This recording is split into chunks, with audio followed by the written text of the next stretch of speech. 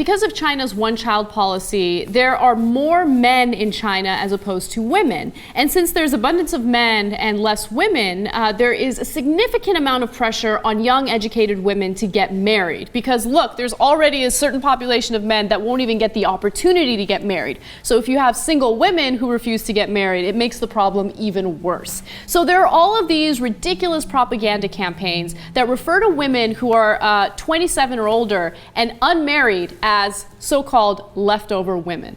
Do they put them in the fridge? Okay. No, this is crazy.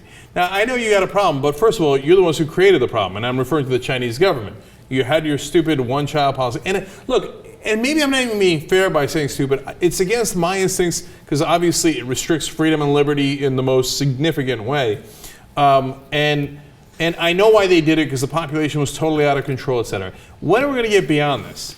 And of course, the consequences of it, about 40 million more men than women in China, is devastating. And it was one of the oldest stories we ever did on the Young Turks. About 10 years ago, Ben and I did a story about how that actually triggers a whole series of other consequences. Actually, homosexuality rises. It sounds crazy, but sociologically that does happen. Why? Because, you know, we're on a spectrum where everybody is not just gay or straight, they're somewhere on the spectrum. And when there isn't availability, more people try to go in the other direction. I'm being really simplistic here in describing it. And having more men than women historically in your country have led to more wars, because men filled with aggression, with no outlets whatsoever, a lot of times wind up causing conflict, okay?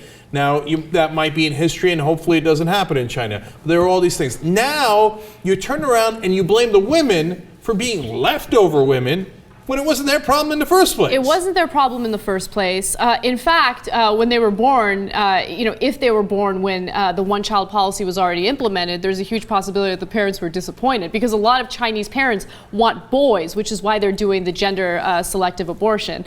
A few years ago, there was a television drama in China, and the name of it is, and I know it's a little lost in translation, right? But when you translate it, it's Old Women Should Get Married. Well, that's right to the point.